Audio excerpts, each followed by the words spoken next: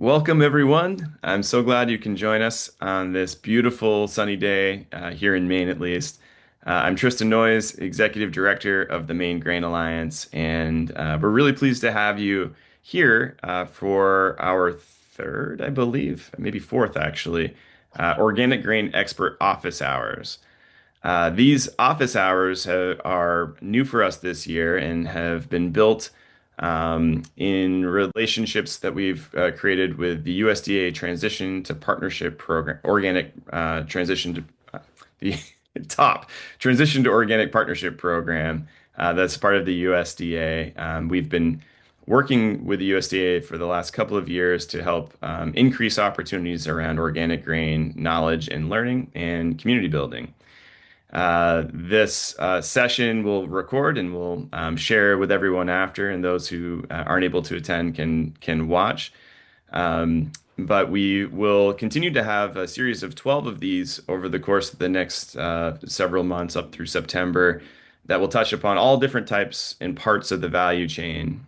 Today we're going to be covering basics of organic cereal production with our friend Tom, and I'll introduce Tom in just a moment. I mentioned just before, if you have time this weekend, please feel free to join us at the Organic Grain and Seed Summit, which is taking place on Friday and Saturday in Skowhegan and in Hinckley at Kennebec Valley Community College at the Alphon campus. We will also be hosting our annual Kneading Conference in July. We'll have an organic farmer track as part of that. We'll have 7 different sessions that will also include field trips to farms to see our seed restoration program in action.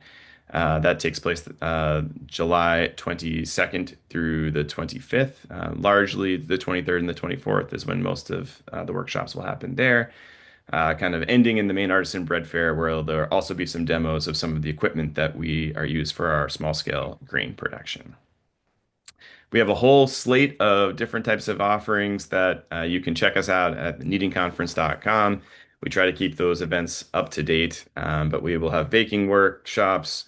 We'll share upcoming farm field visits. So we have 5 farm field visits throughout the state to organic grain farms over the course of the next several months.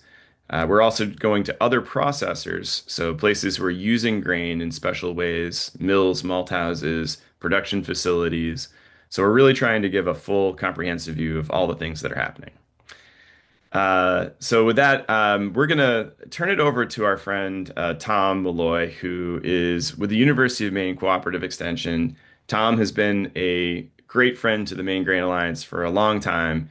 He's helped us manage some special projects, specifically, most recently in our post-harvest grain handling work, helping to provide equipment and infrastructure to farms that have been scaling and trying to increase their grain production for bread and beer purposes. Tom has 20 plus years of experience in all things grain, from fertility, crop selection, rotations, planting and harvesting. He runs the seed trials at Rogers Farm at the University of Maine and has done amazing work on a variety of different spring grains, winter grains, malt barley. And so with that, I'm going to turn it over to Tom to take you through the basics of organic cereal production. We have a group that you can feel free to kind of jump in, ask questions. You can unmute yourself, or you can also just drop some questions in the chat and we'll interject. We're joined here also with Kenyon King, who's our program manager, and Paul Polaro, who's overseeing our top program. So with that, I'll turn it over to you, Tom. Great, thanks, Tristan. So this is, like Tristan said, I've been working in cereal production for most of my career at University of Maine. Most of it is organically based as well. But I am bringing a researcher perspective, not necessarily a farmer perspective. So some of the things I say might be not exactly what a farmer would say, but sometimes it's like I see farmers do things, and I know I'd rather have them doing something else, but there's just a reason that some farmers are stuck doing things the way they're doing. So, if you guys are farmers and you want to catch me on things, just jump right in. So here we go. So this is this is just basically a graph looking at cereal grains the history of cereals in Maine going back to 1840 up to 1917. This is a paper that Aaron Hoshide who was a PhD student at the University of Maine put together. It's a pretty cool paper. Don't focus on the numbers necessarily, just focus on the trend. But you can see going back to 18, and I don't know how he got some of this data. It's amazing that he pulled this together, but going back to 1840 to now, you can see that acreage wise and production wise, we peaked about 1860 in Maine, and it's been downhill since then as far as acreage goes until about the 1970s where things plateaued. And then you can see an interesting trend in the 60s and 70s where acreage and amount of grain produced basically went together. They were trending together. But you can see in the 60s and 70s, uh, production acreage stayed flat, but the amount of grain being produced went up pretty significantly again. And that's all related to the Green Revolution and modern agricultural techniques that came about. So more efficient ways to grow grains, growing grains in Maine where they kind of belonged, not growing grains in parts of the state where we shouldn't be growing grains. So most of the grain production at that point ended up in Aroostook County, as opposed to other parts of the state where the soils probably weren't the best for cereal production. But so anyway, in the 60s and 70s, we had fertilizers come on board. We had herbicides that were really effective come on board. We had modern harvesters come on board, equipment like that. So we just became a lot more efficient and we were able to produce a lot more grains.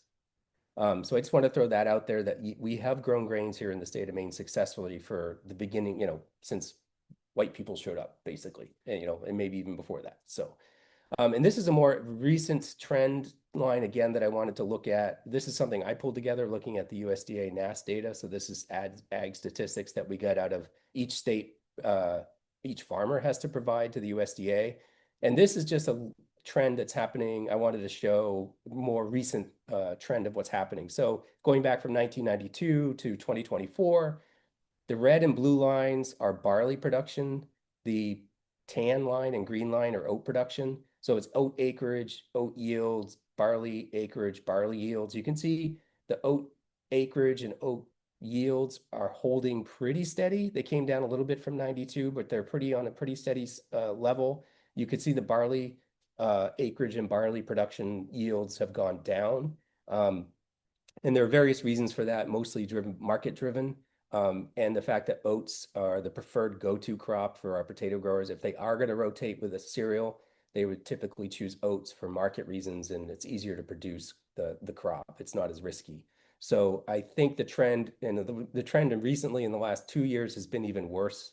We've seen a pretty significant drop in acreage of both oats and barley, and that's mainly driven by markets. We've had it's a really tough market out there right now for cereals on the conventional side. So this is all conventional. Of course, back in the 1840s, that would have been organic, but so I don't know when we switched over to conventional. But anyway, so that's just basically a trend of what main production of cereals has been.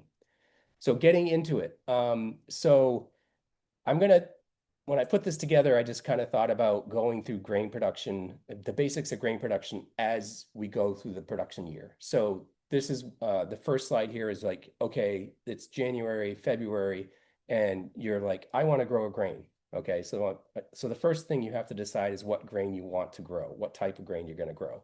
And there's a lot of choices. The big picture choices are you going to grow a winter grain versus a spring grain? I'll get into that a little bit later on, but there are pluses and minuses of growing both. But then when you narrow it down to like what type, usually it's based on what market or what you're going to consume. So again, there's a lot of options, wheat, rye, spelt, triticale, barley, oats, emmer, einkorn. I'd say oats is probably the easiest spring grain to grow. Rye and triticale and spelt are probably the easiest winter grains to grow. Barley and wheat are usually is the most common choice that people want to grow first, obviously to make flour and bread. But again, it can be a little challenging. So it's something to consider when you are starting out or considering grains for the first time. Varieties, that's another major choice that you have to make a call on when you're going to grow grains. And again, this goes from heirloom to commercially available. All of those varieties in between have their place.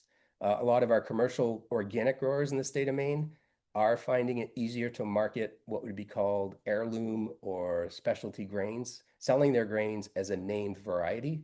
But we do have growers that are doing fine with commercially available. When I say commercially available, it's like a modern variety that's still under PVP status. So they both have a place, and it's something to consider. Uh, I would highly recommend that if you are looking to pick a variety, you could reach out to me. But also, we do extensive variety trials every year of small grains, both winter and spring, and those reports are available online. If you just type in UMaine grains, you'll find our website or UMaine Extension grains. UVM, Heather Darby out at Vermont, she does an amazing job with her variety trials. She does way more varieties than we do. And I would say anything that does well there in their environment would do well just as well here. And then I would go to the bigger states that where grain production is actually a big thing, and they actually have breeding programs. So Cornell, they have a pretty large breeding program out there. It's an excellent program. They're releasing new varieties pretty frequently. Michigan, great. They have a great breeding program for wheat. They also have a very similar environment to ours. So if you see a variety that does well there, again, it probably would do well here. North Dakota, South Dakota, some of those big states where grains are known. The other big one is talk to farmers or other growers or other groups like Maine Grains. They would have varieties to recommend or actually seed. And then when you're getting into the specifics of picking a variety, usually yield is one of the number one choices. Although with the heirlooms, it would be taste and other quality parameters. Disease package, fusarium is a major problem for wheat. Rust is a major problem for oats. Plant height, that's a consideration if you're going to be using nitrogen. Relative maturity, this again is an important thing to consider. Maine is a fairly short growing season. I will say that the only big differences I've seen in varieties when it comes to maturity and when they mature is in the spring grains, spring wheats. And I do like Rouge de Bordeaux and Red Fife, which are heirloom varieties. They typically mature about a week to two later. So one thing you will be getting with older varieties is that they typically could mature later on you, which could run into problems when you want to harvest. And then some quality parameters. Other things to consider are availability and sourcing seed. This is a problem. We are not a major grain producing state. So whenever you get seed, you're going to have to get it from away. Canada has a lot of excellent varieties right across the border, but getting seed across the border can be challenging. If you're ordering small lots to impossible, if you're ordering only one bag, they won't do it. Sometimes they'll throw a bag on another large order if you're working with another farmer who's putting in like a tote or a couple tote order, but that's a challenge. And the cost of getting the seed here is considerable. So Albert Lee is a great organic seed house out in Minnesota. They're excellent, but again, I bought some seed from them last week, 25 bucks per bag and 100 bucks to get it here per bag. So it's not cheap to ship it. Hey, Bedco Tom. has some really good choices. And some of it is actually grown here in the state. The Seedway is another big commercial seed house. And then again, farmers and online. So seed quality is another consideration. Um, Typically, when you buy seed, it would come with a blue tag, and this is assures quality. So that blue tag is literally a contract on that bag of seed. And you, as a buyer of that bag of seed, know that the germination is what's stated. Usually it has to be above 90%, so it's high quality. And the variety that's in the bag is 100% the variety that you're looking for. So if you're going for Glen hard red spring wheat and it's blue tagged, you know that that bag is 100% Glen spring wheat in there. And it's a whole process of the seed growers have to go through to get that bag tagged. So it's not necessarily an easy thing to do, but it assures quality for the consumer. Price is another thing. But again, if you're a small scale producer, this is usually not as big a deal. But if you're a large scale grower, that can be a major consideration for your seed. And I will throw out this last bit here. This is something that people ignore, don't know about, don't want to know about, is the idea of plant variety protection, the Act of 1994. So this is basically allows breeders and certificate holders of certain varieties the rights to that variety for up to 20 years. It's essentially a patent on that seed. And it's something to think about and consider. A lot of times, the reason if you grow a variety that's under PVP status, you have to pay a fee to the person that holds the certificate. And that basically that fee is going to fund their breeding program for the most part. There are private for-profit companies, of course, that they are going to pay the stockholders of the company, but a lot of our public breeding programs do rely on this PVP status protection to help pay for their breeding programs. And these laws are very strict. They're not enforced necessarily, and they're hard to enforce. But there was a situation just recently, a couple years ago, where a large mill out in the Midwest was selling a lot of cover crop seed, and it was a very good market for them. And this was in conventional. And they got sued by South Dakota State for almost $2 million and lost. So they were selling an oat variety that they were selling as variety not stated, but it was actually a protected variety. And they do have the technology now that they can come in, the inspectors or the people that would enforce this, and do a very quick genetic test. Within an hour or two, they know what variety is in that bag. And if you're selling a variety that's under PVP status, you could be in big trouble. Not going to happen in here in Maine again because we don't really have that enforcement in place, but I just wanted to throw that out there. Hey, Tom, quick Yeah. question on buckwheat. Yes. Anything you want to speak to about buckwheat and its role? There's lots of buckwheat being grown. Yep. Yeah. There are very few as far as seed laws or as far as Oh, like just in general, I think as a varietal, we grow. This was a question from a little earlier. I think, we grow two types, at least two types of buckwheat, a Japanese buckwheat and Tartary buckwheat. Maybe just speak to the role that buckwheat might play in. yeah, sure. Yeah, so buckwheat isn't a true grain. It's a pseudo grain. But but in all reality, but when you grow it, you are growing it. It acts just like a grain. And it's an amazingly it has an amazing place in a crop rotation. And again, like Tristan was saying, there's two major types. There's the Tartary and there's the common or Japanese. They are different species. So they have very different unique traits. And they have different uses in the marketplace. What's great about buckwheat is that it is a very short season crop. You can get it done in 60 days, so you can plant much later. It can fill a summer fallow hole where you can control weeds in the beginning, early in the spring, and plant the buckwheat in early July and get your crop off in August. So it has a lot of benefits there, and I think there is market potential for it as well. So if you're a local producer, you might be able to pretty easily find a market for selling the seed or the grain. I will say there are harvesting challenges that can make it difficult, especially if you're new at it. Can make the yields making it a pretty low yielding crop, anywhere from 500 to 1,500 pounds per acre. So one mistake with the combine and you could be cutting your yield in half, essentially. So it's a challenging one from that standpoint. When to harvest it, what's the best time? Because it's an indeterminate type grain or plant. It's a polygonum. It's not a true grain. It's not a grass. But it will keep flowering and keep setting seed for a very long period. And so basically you're harvesting, trying to maximize buckwheat hull production, but you're losing a lot too from earlier stuff that flowered and the stuff that's still flowering. So Yeah, that's so great. Thank you for sharing that, Tom. I know my grandfather used to say he loved buckwheat because the last thing you could plant and it still get something off of it, yep. and that he always felt like you could throw it in a ditch full of water and it would grow. So Yeah. he appreciated that part of growing it as Y- well. Yeah. And I will say, do not put it on fertile ground. It's a great cover crop, so go ahead and put it on any ground if you're going to do it as a cover crop. But once it lodges, it's very, very, very hard to deal with. And if you over fertilize it with nitrogen, it will lodge. And that's just it's a bummer when that happens. We've been every year we try to harvest buckwheat for cover crop seed to keep on our own farm just for fun, but also just we have the equipment and we can do it and we're growing it.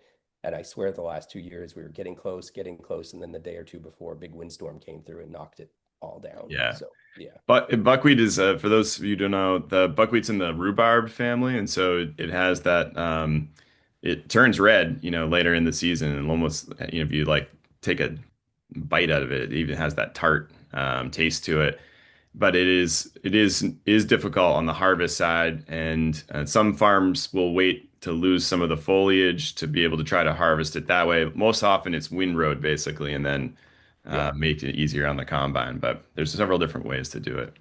Yeah, and the Tartary buckwheat is well, we have one of the largest Tartary buckwheat producers in the country up north, the Bouchards.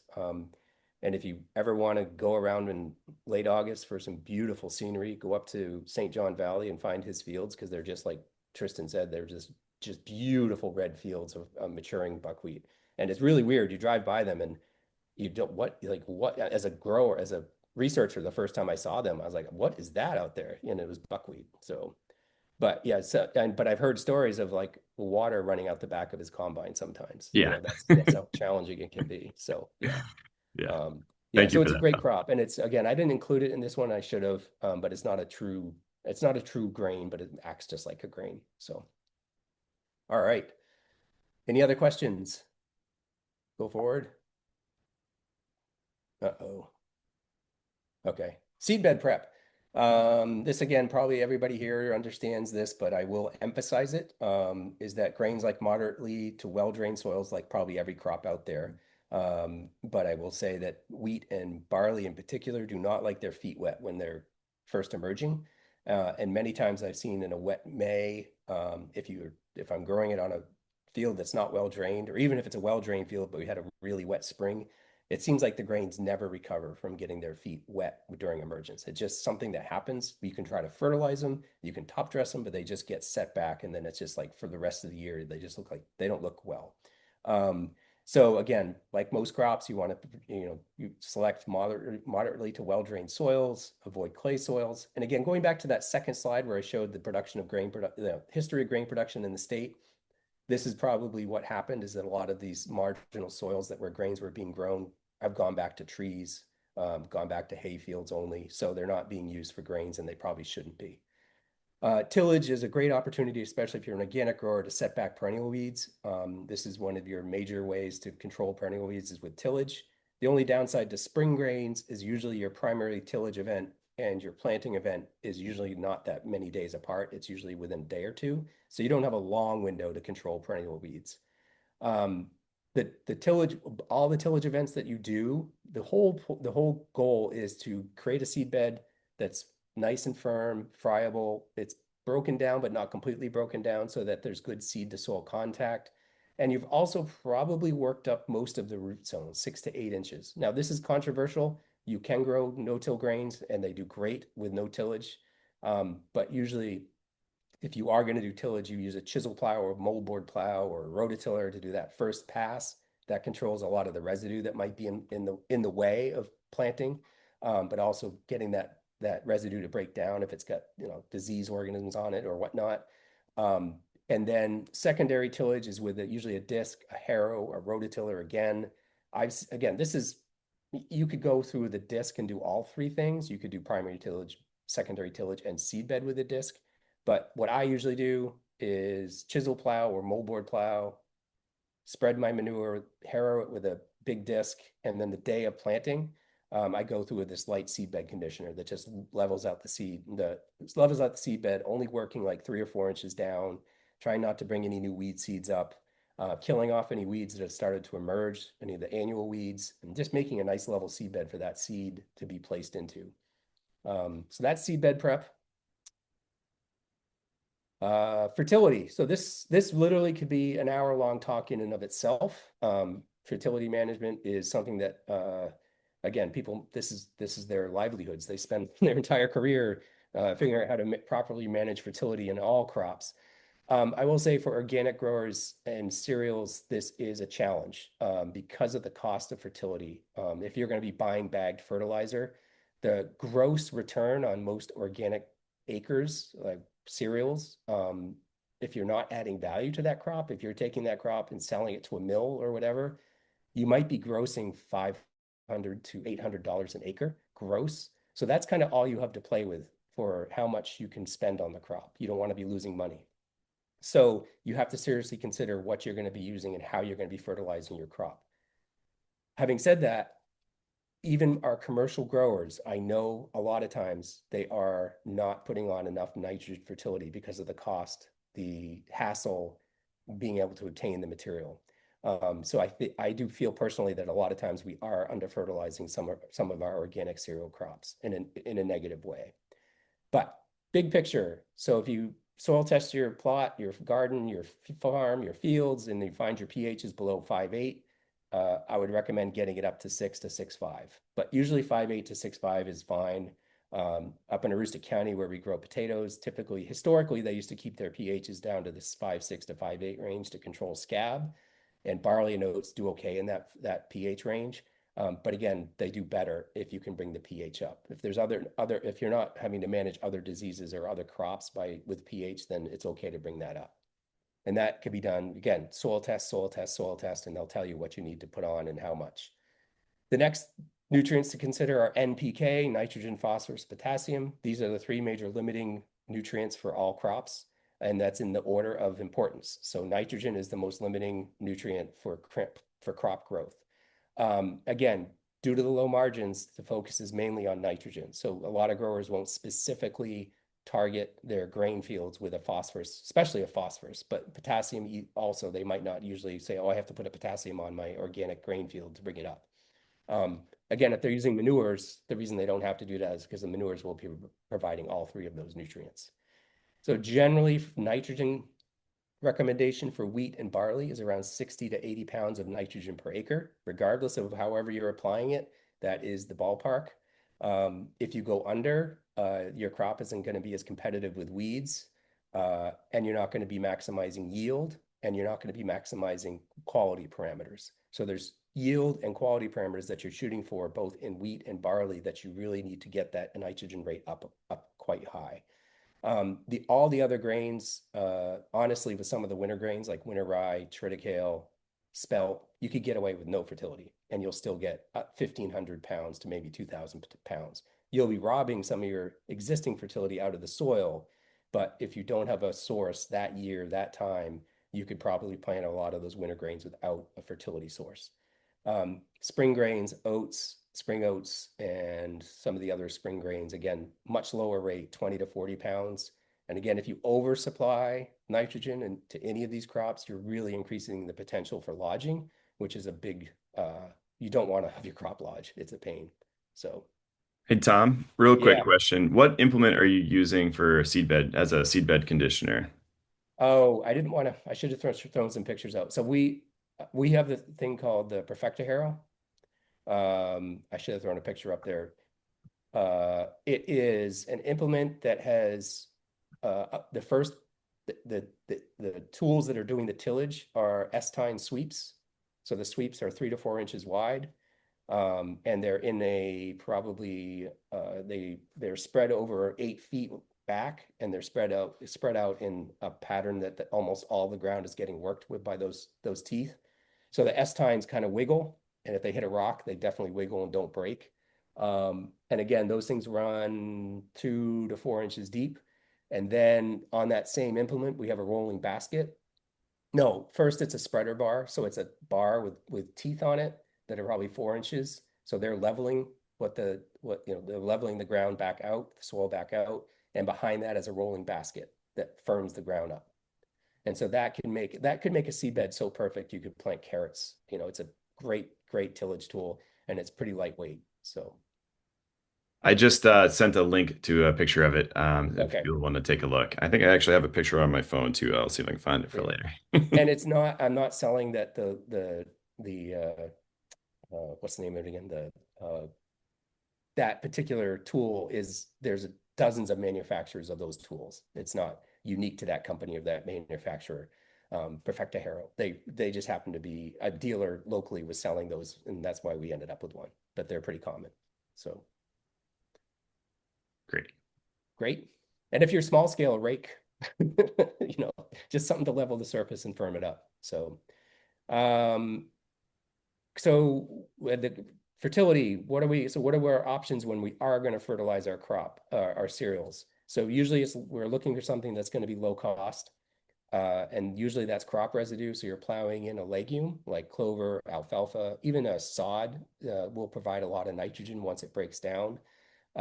Manures are the major source for our commercial organic growers, and usually it's chicken manure. and that is imported from out of state or from Canada. So we do have I don't even know what the Costers is doing anymore for chicken manure, but the reason our commercial growers are using chicken manure is because it has a really high amount of nitrogen per ton. So usually it's 30 to 40 pounds of nitrogen per ton of chicken manure versus dairy or beef, which are both great sources of fertility, but those are much lower end source. So in beef and dairy, you might be talking 5 to 10 pounds per ton. So it simply comes down to how many passes over the field you're going to have to make with that manure spreader.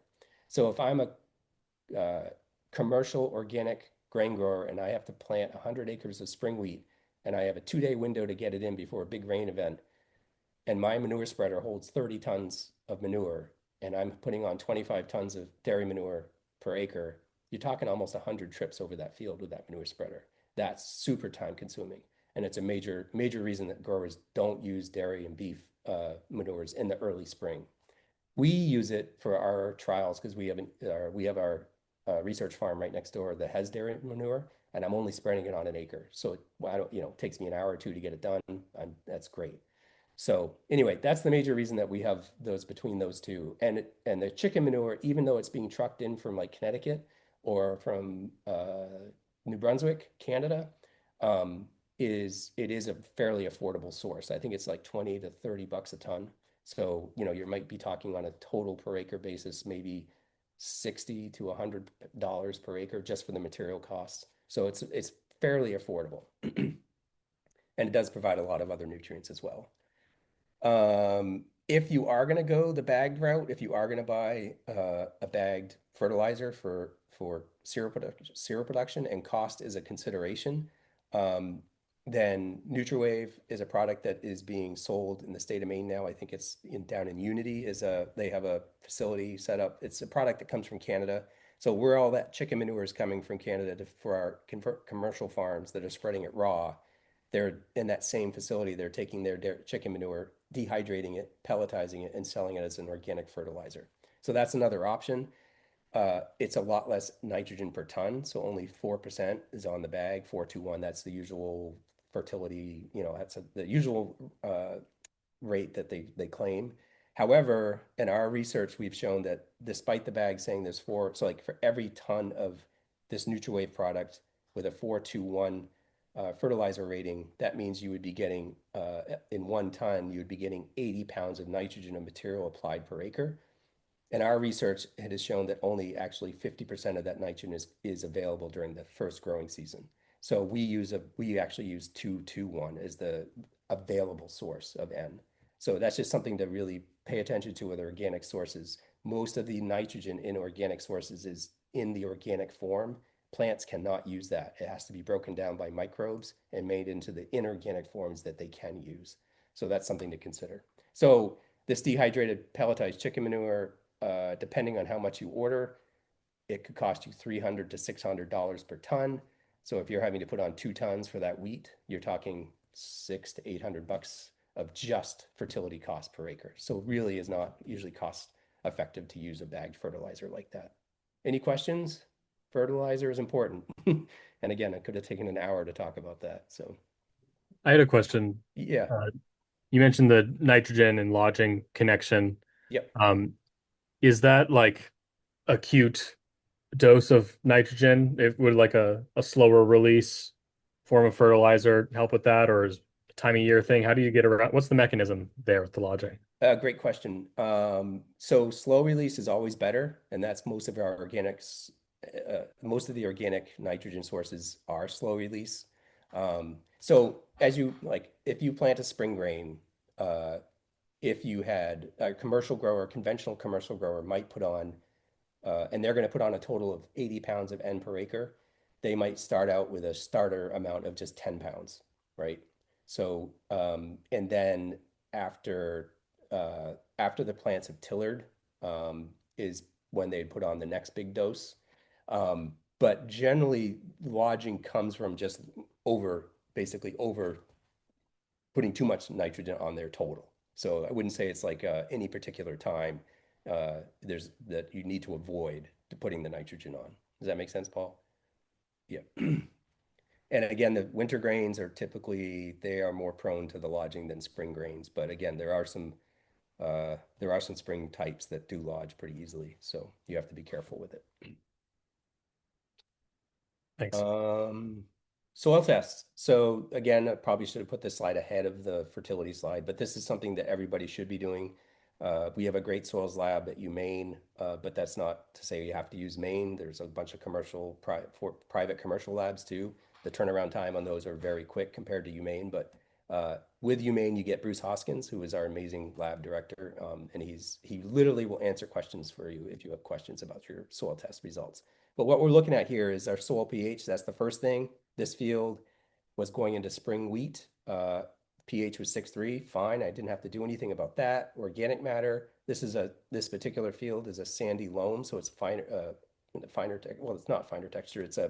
So the organic matter would be hard to bring up in a soil type of that sort. So I'm okay with 3.5. 4 would be great, but honestly, to get 4.5 or 5, which would be optimum, it would take a lot of effort on our part to bring the organic matter up. A lot of intentional compost, intentional cover cropping, intentional leaving it in sod for several years. So it's just really hard to get that organic matter up to those optimum levels of the field like this. And then the other nutrients that I pay attention to are you look at, but there's not much you can do: phosphorus, potassium, calcium, magnesium. Those are the other major macronutrients that we're paying attention to.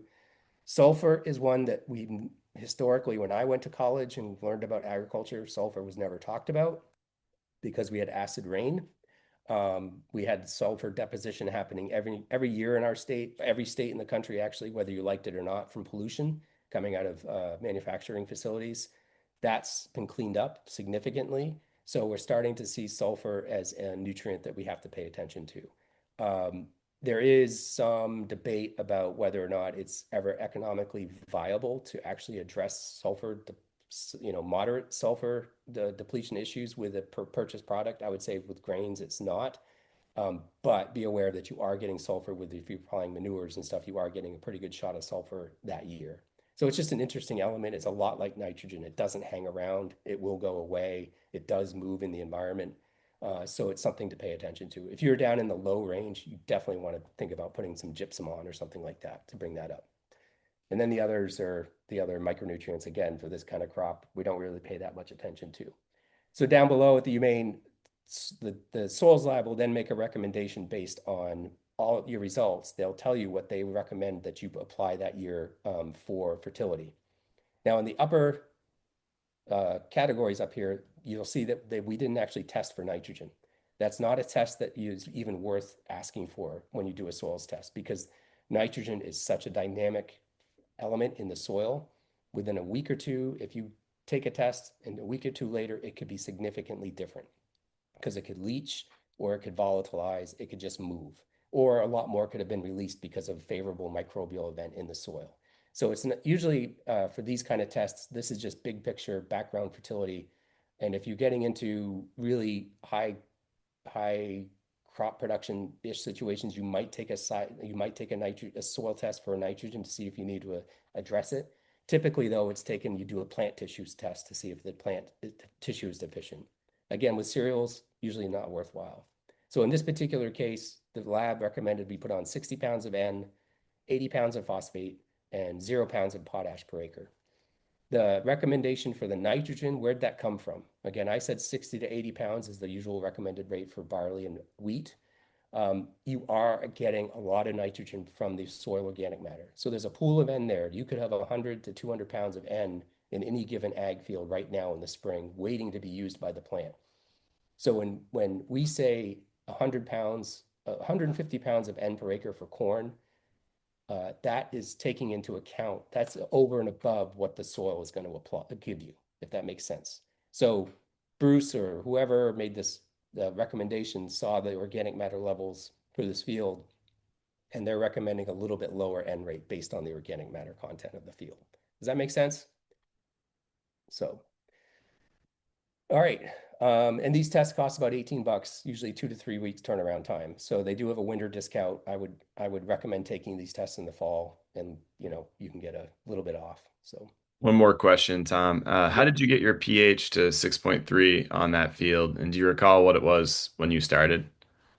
Um, So due to, we use a fairly expensive pelletized lime product that's just we get from Blue Seal. Again, because I'm a researcher and you guys are paying for all my research, I'm not usually that concerned about cost. But the pelletized lime is a balanced magnesium calcium lime that we buy. And if this field got down to 5.8, 5.9 with a 1 ton application, I could get that back up to 6.2, 6.4 within a year. It acts pretty quickly. So if you apply the lime in the fall, by next spring, you're going to see a bump up in that pH, especially in the active growing zone. So does that answer the question? I think so. So I will add that organic fields in state of Maine, you probably have heard that Maine soils are acidic, right? Naturally acidic. Well, they will over time decline kind of slowly. But it's actually conventional growers in the form of nitrogen they're using a lot of times is actually driving their pH down at a much faster rate. So conventional growers, if they're using especially ammonium sulfate, uh, that would drive, it's like this paradox. It's a good form of N for the conventional corn crop, but you're also driving your pH down. So you're constantly having to bring in lime to adjust the pH back up. But it's not something we might have to do this every 5 to 7 years. We don't usually have to do that many lime applications. I will say, uh, finding somebody to spread the lime for you is because it is you're talking usually a ton to 2 tons per acre. It's not easy. And how to spread it evenly and accurately is not easy. So typically you would hire a commercial applicator. They'd come in with a truck or a spreader and they would spread it all for you. And I don't know right off the top of my head what the current prices are, but I would say 80 to $100 per ton applied is probably what should expect. Anybody have any other? I don't know if anyone has any other more Newton, but I've also heard there can be wait times of several weeks to months if you're not on top of things trying to get this addressed. So I have several ways not to do it I could share. yeah, yeah. We have a specialized fertilizer spreader that we bought for research that is really accurate. So in it, you don't want to be breathing the dust either. So it's not fun to do, but all right. Planting. So I'll start off with planting window. This is something to seriously consider when spring grains, especially. You want to be planting when the ground is dry enough. Typically, it's okay to plant grains. So usually, again, like I've had it dry enough in March here in some of our really well-drained fields. I would never plant in March. But typically in Maine, I would say if it's mid-April, mid-May, and your ground is dry enough to do tillage, it is time to plant those cereals. They will start to emerge in soil temps that are 35, 38 degrees, no problem. And they are pretty rugged, so they can handle frosts, mild frosts, even as a seedling. And they do, what they don't like is just like if you know there's a massive rain event coming and it's going to be wet for the next 2 weeks, don't plant. That's the one thing to really avoid is planting into really wet conditions. So the advantage to planting early with spring grains is that you're going to set your crop up to be really competitive with weeds. And that's one of the major limiting growth production practices for growers that they face. Also, there's just a natural yield benefit to getting your grain out there earlier. It's going to be ground covered much earlier, and you're going to get more tillers. With winter grains, I would recommend the first 2 weeks of September. Again, the reason I recommend winter grains for first-time growers of grains is that you do have the springtime planting window for spring grains is very stressful. I've done it for 20-something years, and I'm not a commercial grower, and I'm not going over hundreds of acres. I'm just doing an acre or two. But when you have to plant hundreds to thousands of acres, and you're getting that wet spring and you're only getting a day or two a week to work, it can be really stressful. Winter grains, it's a lot less stress. Your fields have dried out over the summer. They're not super saturated coming out of the winter, so you have that to work with. That's not to say there aren't falls where we just get a lot of rain and it becomes hard. You're running into that same moisture issue with planting winter grains. But generally, if I say I want to plant next Thursday, a winter grain, I'm usually able to plant next Thursday. You could never do that with a spring grain. With the winter grains too, I say first 2 weeks, that's optimum. I've seen growers marginally successfully plant winter grains up until late October. I would not recommend it, but people have done it out of just necessity. And you can plant the last week of August too, but you run into too much top growth and diseases and stuff if you get your winter grains in too early. Small grains are planted with an implement called a drill, a grain drill. And I actually hadn't thought about why it's called a drill. So I actually 3 weeks or 4 weeks ago, when I started to put this talk together, I was like, why is it called a grain drill? And I think it had to do with the first manufacturers, literally almost like they thought they were drilling the ground open with a drill to put the seed in. So this is the best implement, still is it's a very low tech, but it's the best implement for planting grain. So what it's doing is planting them at 4 to 7 inches, the 4 to 7 inch spacing. Can you guys see my pointer when I'm moving it on the screen? Yeah, okay. So looking at this Great Plains grain drill in front of us here in this picture, this is the planter unit. So this is a double disc opener, and the discs are in a V shape. And so the seed drops down this tube and drops down between the two discs, and the discs are opening up the furrow. Behind it is this little firming wheel. So that's running inside the furrow and just putting a little down pressure on the seeds, putting it in place. And then the most important part of these modern drills is the packer wheel. So this thing right here then comes afterward, closes up the furrow and packs the seed in again. But also the most important part of these is that they are controlling the depth. So this whole planter unit here is being controlled by this depth wheel, and you can adjust it up here on top of the planter unit there. So by adjusting this handle, you're changing the angle of that packing wheel. That changes the depth that your double disc opener is running at. This particular drill is a no-till drill. It can be used in a conventional situation, but by looking up front here, you can see these heavy coulters. This can be used in a no-till situation. When we're planting, we're shooting to get the seed to 1.5 inches deep is optimum. And again, a modern drill with a depth control like this does a great job at that. Populations are the next thing. So this is really important. Organic grain growers typically seed their grains at a much higher rate than conventional growers. Cereals are incredibly plastic when growing. So like if you put them at a low population, they'll react to that. They have sunlight, they have more resources. So they'll put a lot more stems. They'll have a main stem, and then they'll produce up to 10 to 20 additional stems for one seed. If you put them into a really highly competitive environment, they'll only tiller like 2 to 3. They'll abort the rest. So they're incredibly adaptive at adapting to the environment that's given. But for weed control purposes and for maximizing yield, you really want to get that population up there so your plant is only putting on 2 to 3 tillers. Plus, there's a quality aspect to it. So the later tillers, so if you have a plant that's tillering 20 to 30 tillers, those later tillers are going to be much smaller seed, low quality, and maturing much later. So mainly we're bumping up that population to 1.5 to 2 million plants per acre for weed control reasons, but also for some quality reasons.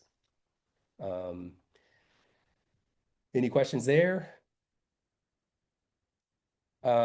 Okay, so this would be the next step, and this is not something that anybody ever does, but because I did it once, I want to brag about it. So with winter grains, nitrogen management is a huge challenge, because if you're putting all your nitrogen on ahead of planting, which is what we do with our winter grain variety trials, we put dairy manure on.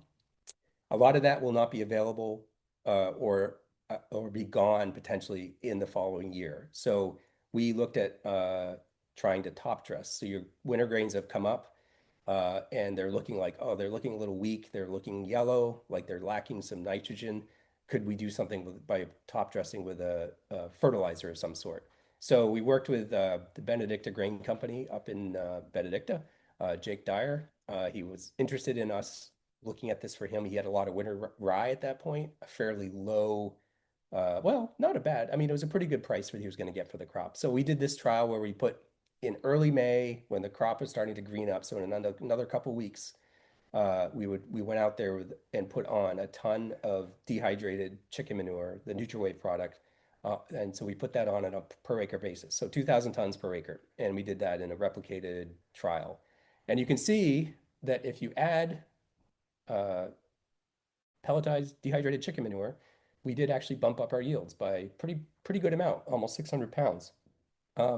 However, if you do the math on the economics of doing that application, he was getting 35 cents a pound at that point for his rye. We added 35 cents times that 576 gives you, well, we added $202 per acre by bumping up his yield. But then if you look at the material costs, we actually had a net loss by doing that application. So in that case, it would say do not, top dressing nitrogen on the winter rye was not beneficial.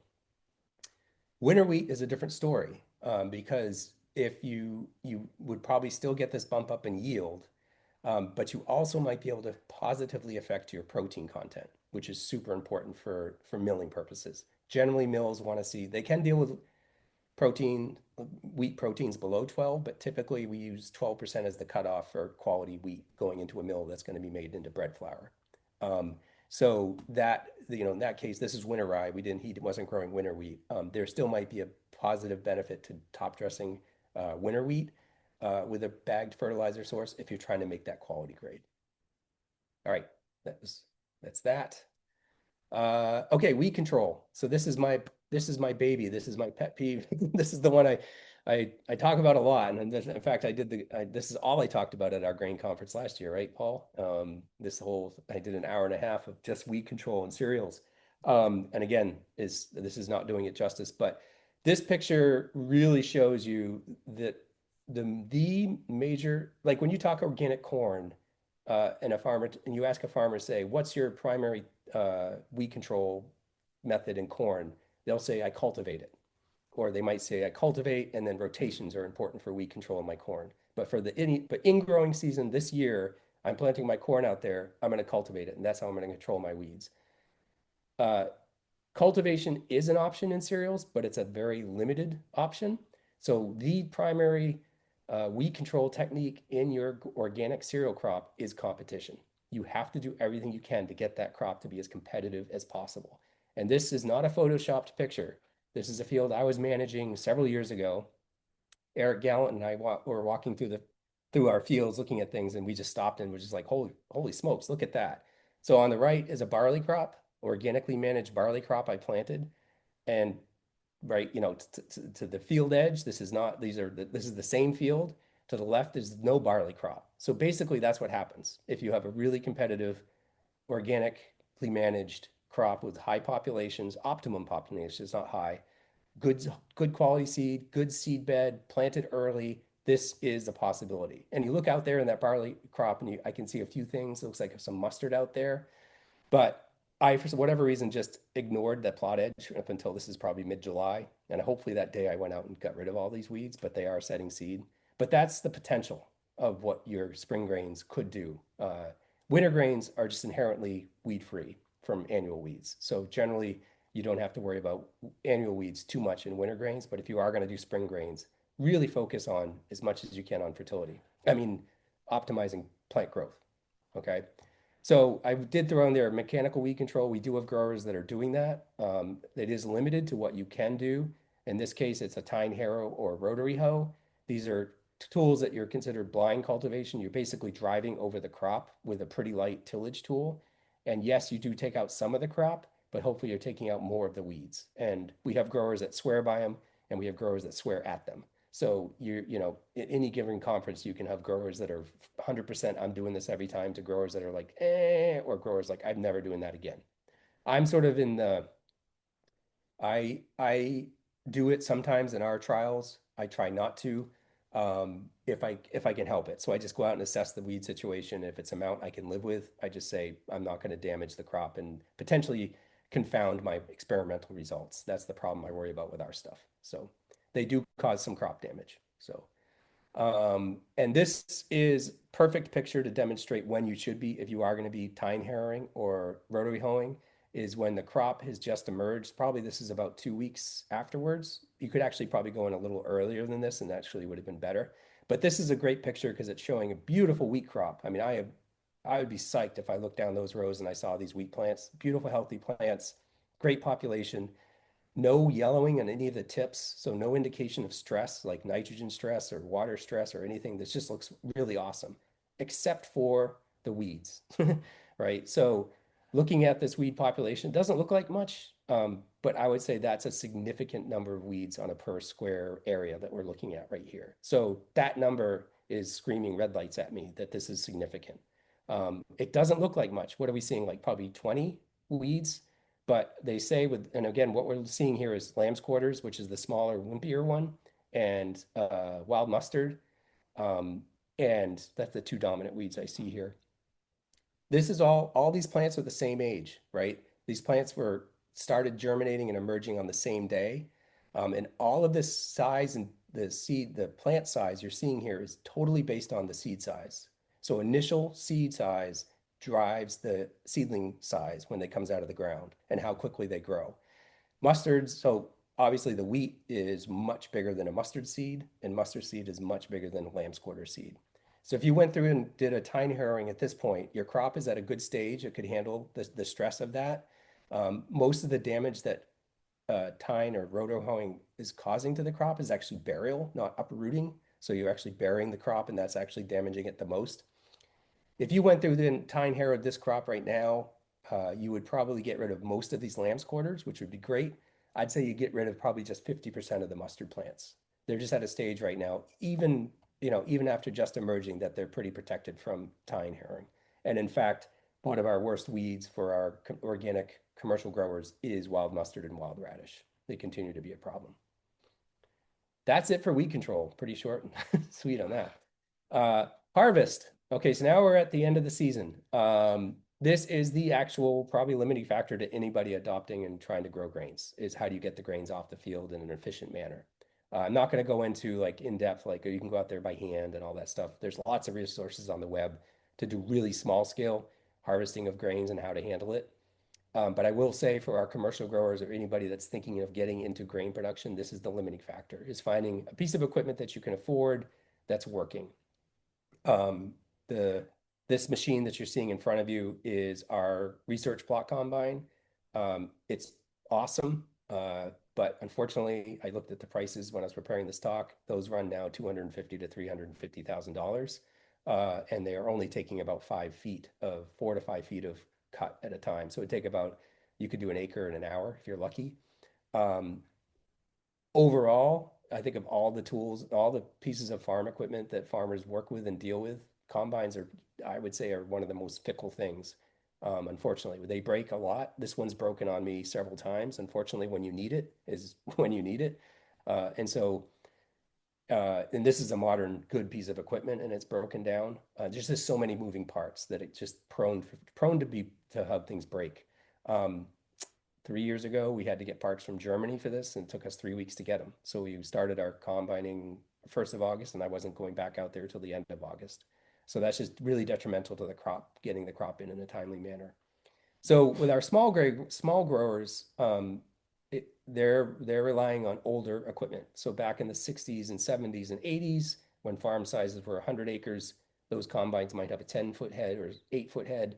Those are the kind of machines that those growers are looking for. They're out there, but they're just old and they're combines. So you not only combined that they're hard to maintain even when they're new, you just added 30 to 50 years of age on them and use and wear and tear. So I would definitely, there's Sean O'Donnell, there's a farm that I think you guys work with a lot, Tristan and Paul, right? He's Rusted Rooster Farm. He's a great resource. He's done it all with combines, and I've seen the consequences of sometimes buying old equipment is just you are working on it a lot. So Yeah. I have an old combine on our farm and it's white agricultural equipment and it has a big 13-foot header, but it is very difficult to keep going and without there being an issue. And so it takes someone to actually, in addition to having a problem with the combine, it's a matter of finding someone who can fix the combine with knowledge also. So on the big, newer combines like a John Deere, sometimes those technicians also don't live nearby or even outside the state and have to come in at some cost. On the older pieces of equipment, you can find individuals in, like in Aroostook County who can work on them, but they're also really busy with their own things, and it's tricky to do that. So all the more reason why Sean O'Donnell is a great resource in Maine yeah, because he can yeah. fix a lot of the things that have problems. And it's funny, I sometimes Sean's not on here, but I'm sure he'd be fine me saying this. He gets him because he is so mechanically inclined, he gets himself into his own troubles because he'll take on a piece of equipment that somebody might not have the patience so then when you break down, even if you're mechanically inclined, it still takes time to Yeah. fix it, get the parts. If So you see a modern combine and you look, under the hood a little bit, you're going to see about 65 different types of belts. And yep, in order to get to the belt that's broken in the back, you have to take off all those other belts. yep, And you're starting to get yourself into trouble as soon as you start messing with any of them. yep, And so it is really good to have someone that you can. I know my brother and I have got ourselves into trouble without knowing what what yeah, we're doing, and yes, it yes, can really. And you have to have, as Tom said, you have to have your combine when you need it. Otherwise, it's no good. You might as right, well not have one. So right. And again, it's not, you think that there just isn't enough demand for small scale equipment for, I've heard this complaint over and over from people that want to grow small grains. Why can't John Deere make a 10-foot grain combine? There's no market for it. They will, and they do produce small scale combines in Europe, yeah, and other places, but it's only because they can't get down the road. yeah. So they're not considering field size, but some of these roads and places are so narrow that you're driving the combine through. They actually have to make the combine fit the roads, not necessarily the fields they're going to be combining. So For small scale, like the thing that we have that Maine Grain Alliance owns that's part of our seed restoration program. We have a couple of things that are very small scale, but again, you're talking much less than even what Tom's capable of doing with his. We have a Boaz combine, which was used for rice harvest. It looks like a riding rototiller almost. You sit up on top of it, and it yeah, harvests off to the side with a paddle right into a burlap sack. So you're limited on how much, but if you're only in the quarter acre or an acre and you don't mind taking a quarter acre a day for a couple of days, then that's a possibility. It's still an expensive piece of equipment and highly specialized. So if something breaks, it's difficult to find parts for. But we do have one of those and we do use it. The other option being that they're less available to find, and on a small scale, all crop harvesters, which are pull behind harvesters, can be a great option, but they are fairly expensive for even the older ones because a lot of folks who are hobby farmers find them to be really useful because they are, and so but you can still find some of those around, and those are great for smaller scale. And then the like a standalone thresher you can also have. We have a small standalone thresher that you can be feed manually grain into to thresh. You need other pieces of equipment, obviously, to get to that stage. And so there's ways to do that. I do know of one person who has harvested with scythe. Again, this is again very small scale, but there was a 5 acre field harvested with 5 people with scythe, and then fed into a standalone thresher that way. So it can be done, but it's very difficult. And but on a small scale, there's other options. In a much smaller scale, you can do things manually. We can talk about that too. yeah. But again, like I didn't want to spend a lot of time on this because on the smaller scale, the internet is amazing. Like the stuff that's out there that people are doing and practically experimenting with, it's great. Um, Yeah, we have the stationary threshers too, Tristan. They're the modern ones, gas powered and electric motor, two of them. Again, you have to hold the grain. You can't put it all the way, you can't put the whole shock through. You have to sort of feed and hold the grain, and so it's not fun. But Yeah. yeah, but we've had to resort to that sometimes for some of our small plots. So Yeah. yeah, so post-harvest handling. So this is something that even our like say a conventional grain grower that switched over to organic or switched over part of their crop to organic. This is something they usually don't think about. Because in Aroostook County, a lot of times grains are just sold right out of the field. So there's no post-harvest handling. And that's the way they're potato farmers first. And there's not a lot of there's not a they don't want to have the cleaning equipment, the drying equipment, and the storage usually for those grains. So that was not historically been part of our grain infrastructure here in the state. That's definitely changed a lot. We've got some really big conventional growers now that are doing all of that. bagging even and stuff like that. And our organic growers, of course, especially if they're doing adding value to selling directly to mills, they're having to deal with this. But it's a critical step, especially if you've got a grain crop that comes out of the field and is loaded with weed seeds. Your grain crop might be at 14, 15% moisture, which is not bad. It's not going to rot very quickly on you, but those weed seeds are not. They're probably at 30 to 40% moisture. So you have to get those weed seeds out of there, or else your grain is gonna mold on you really quickly.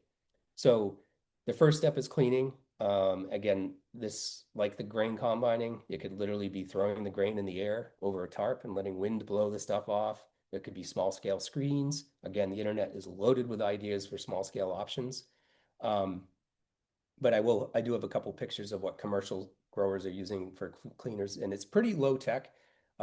In fact, it hasn't changed. I mean, there's bells and whistles to the modern cleaners that the older ones don't have, but the basic principle is 2 to 3 screens of varying size, where you're allowing the first one as the scalping screen, the grain falls through and big things stay on the top and don't go, don't keep going. And then you might have a couple other screens, and the final one is small holes that you're getting rid of weed seeds and whatnot. And then during that whole process, there's a lot of air being blown through that cleaner. So there's air and screening that's happening to clean that grain. And usually for initial cleaning, to get it into storage and start the drying process, that's adequate. But then there's to get it to market, depending on how dirty your grain is, there's a lot of other options for cleaning and a lot more technology that you can spend money on. I know our bigger growers are a lot of growers immediately want to go to a gravity table, for example. That's an awesome piece of equipment, but it's expensive and it requires a certain scale to own one. Um, I will say again, Sean O'Donnell is open. His cleaning facility is open for people can use it. I think he charges a pretty minimal, or he charges a price that he needs to get to make it work. But he's an awesome option for bringing. If you don't have cleaning, definitely reach out to Sean. If you have a ton or 2 or 3 that you want to get cleaned, he'd probably be able to help you. But again, I'll emphasize that if you are today harvesting your grains and there's a lot of lamb's quarter seed in that grain, and Sean's got his cleaners tied up today and tomorrow and the next day, that's an emergency situation for you. You cannot wait. You really need to get that stuff cleaned. So there might be the option of finding some other growers that might let you borrow their screen to do that. And then the next one is drying.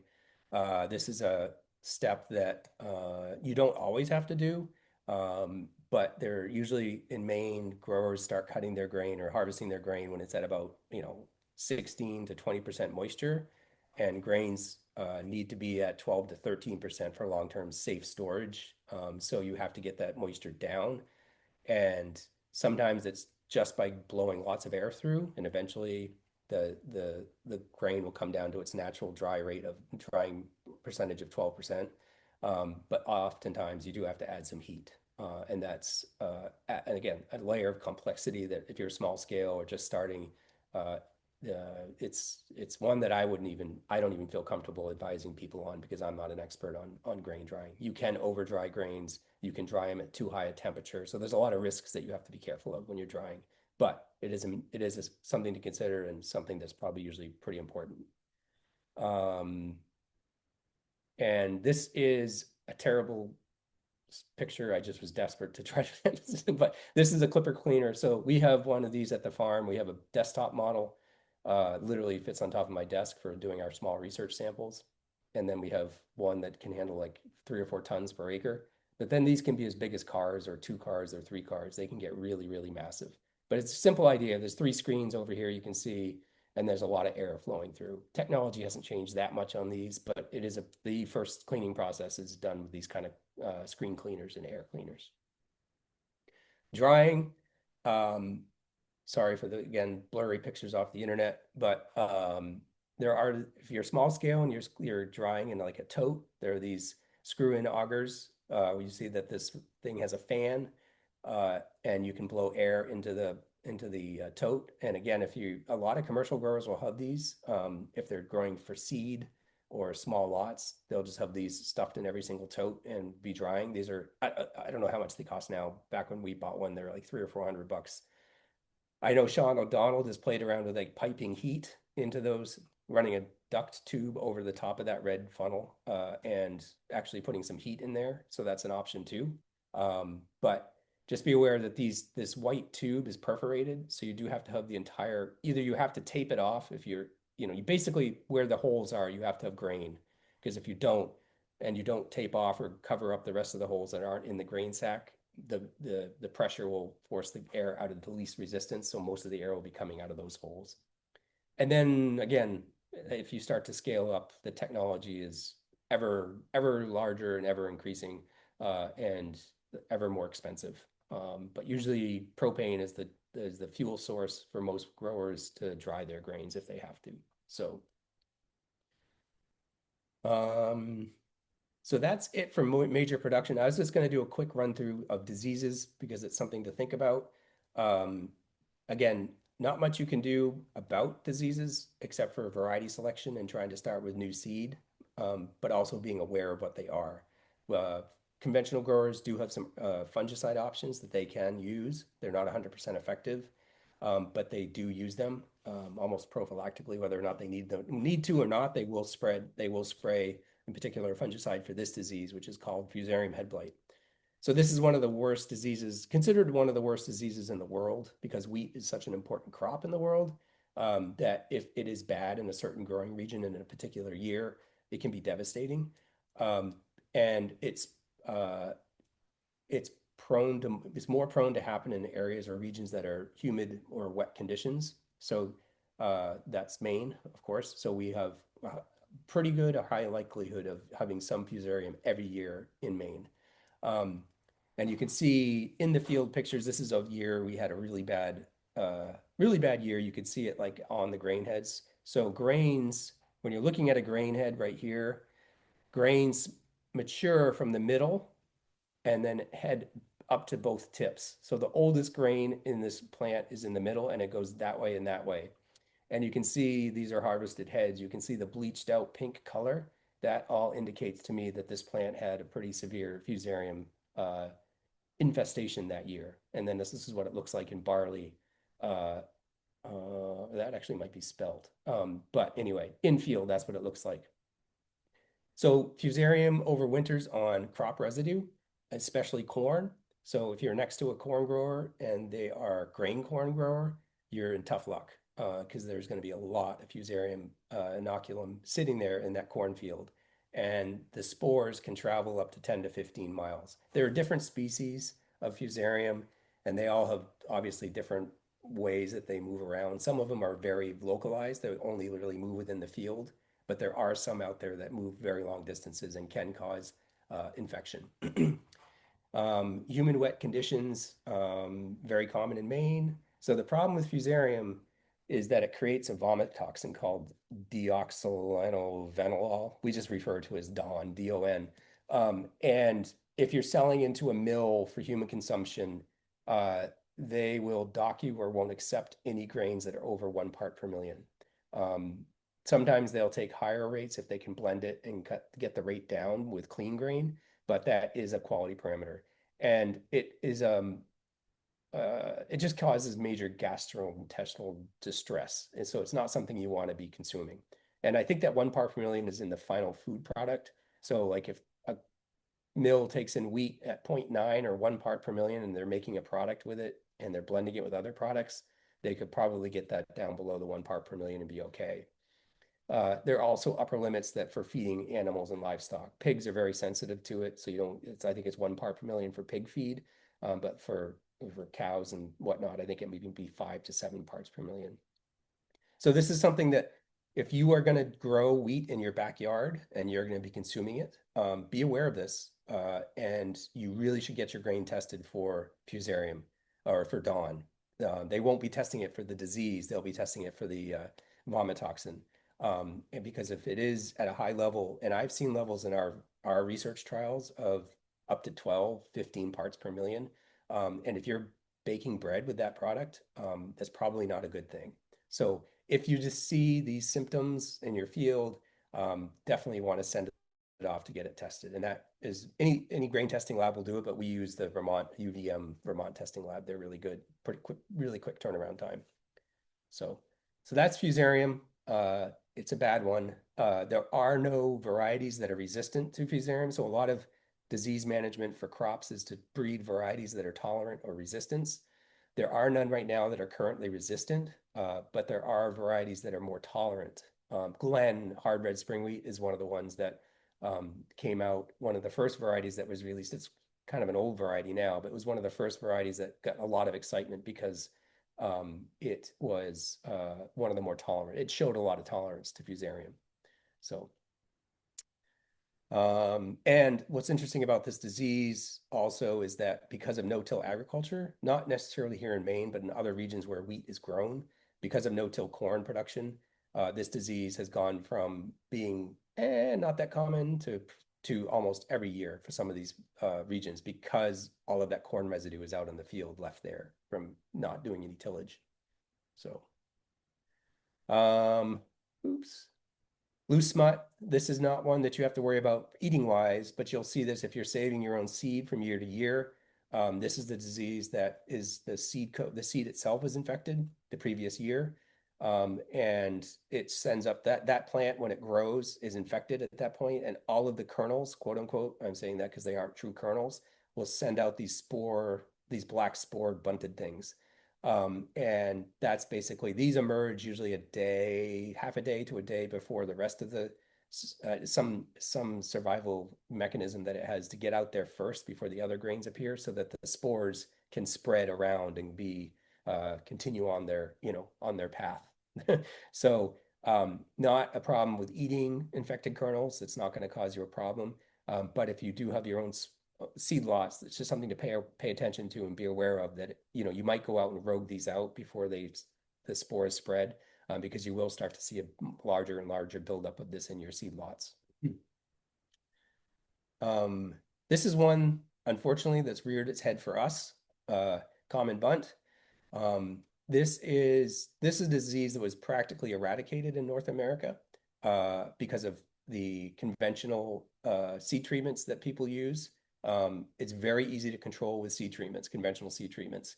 It's very, very effective. And because of the increased use of those in the maybe 80s and 90s and 2000s, this was not a problem.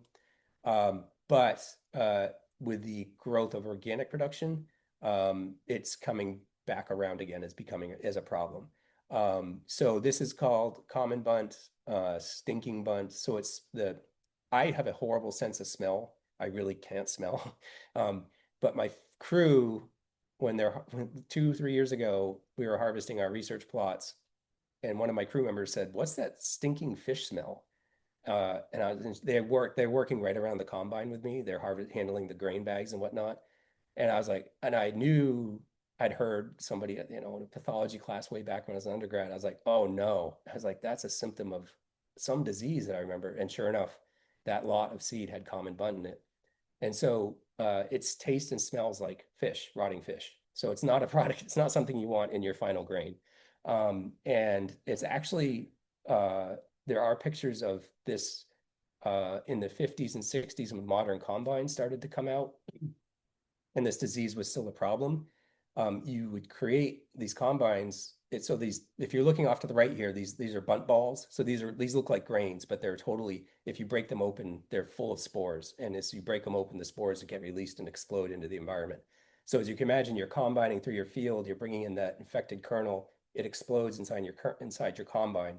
Now your combine is completely infected with this disease, and potentially all the grain going through it could be somewhat infected. So it's very quickly can spread. And there are pictures, if you guys look on the web, of combines. These spores are explosive and they create fires.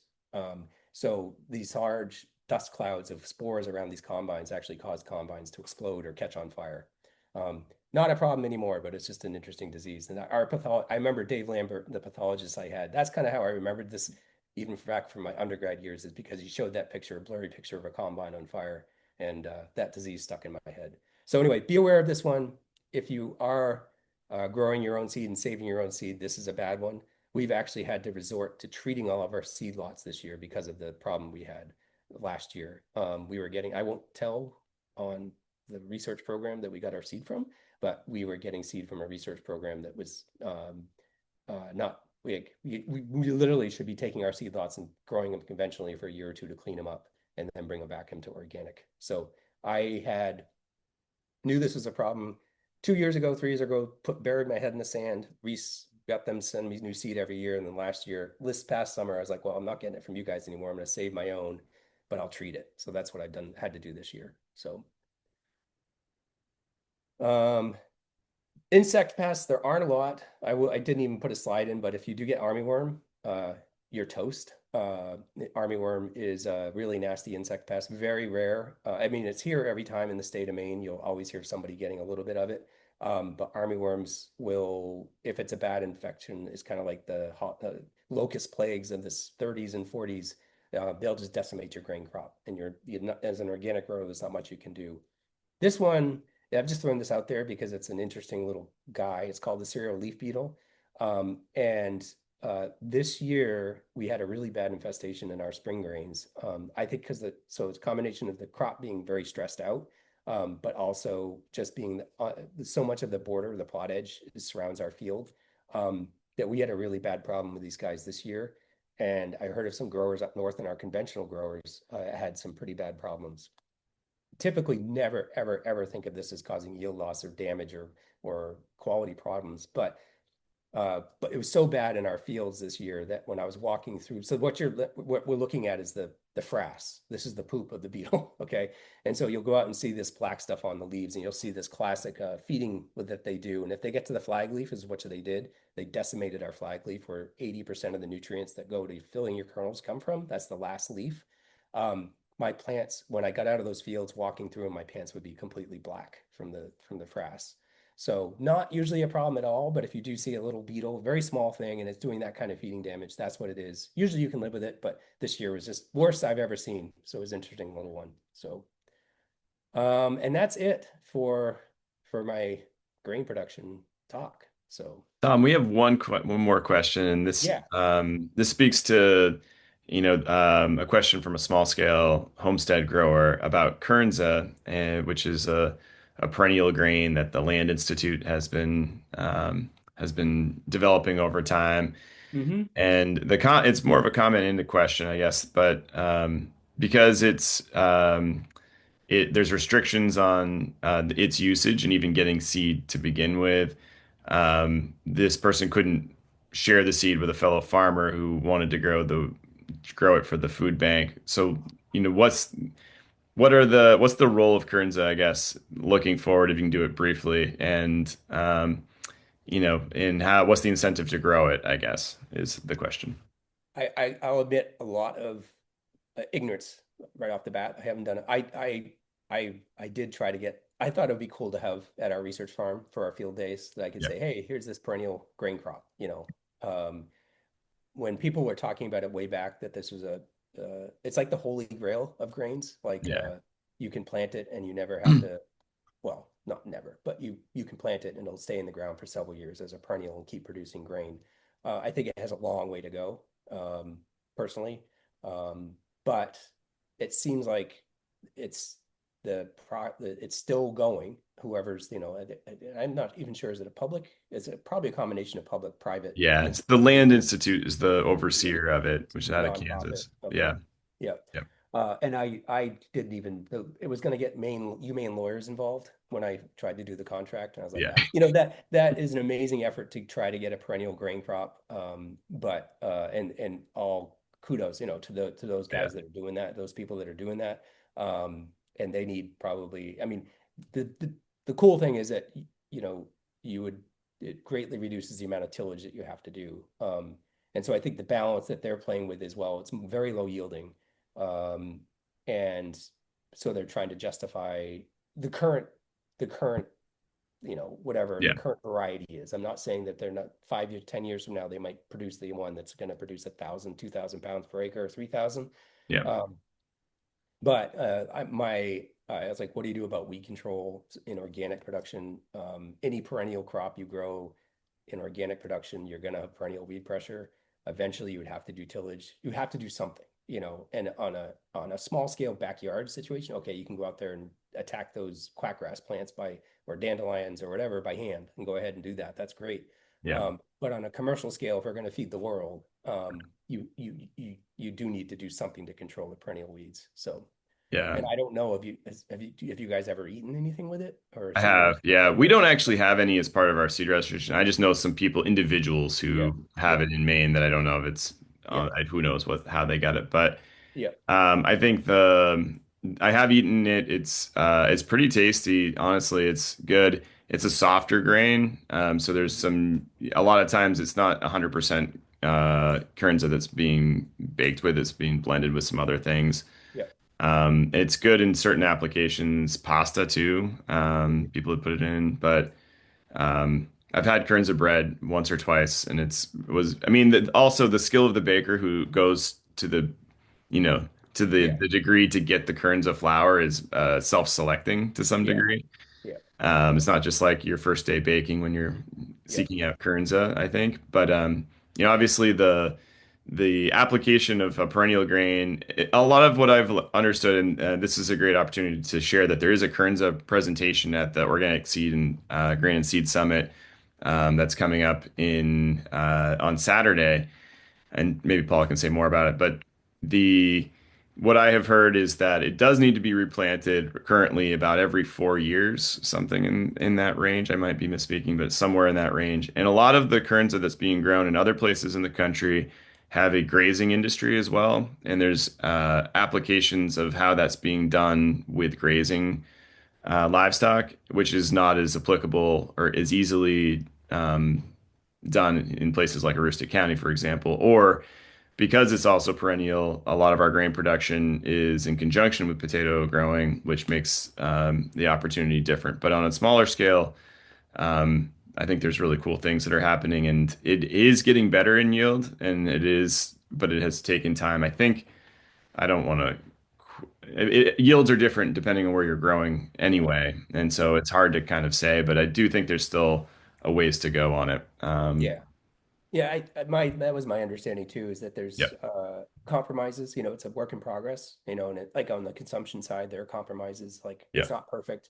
And on the production side, it's not perfect, but they've made progress. So, right. like I could see a potato grower if they're looking for a 4-year rotation, they put potatoes in and then they could go into a perennial crop that's getting something that's benefiting the soil, and they actually able to harvest something. That'd be great. So, Yeah. yeah.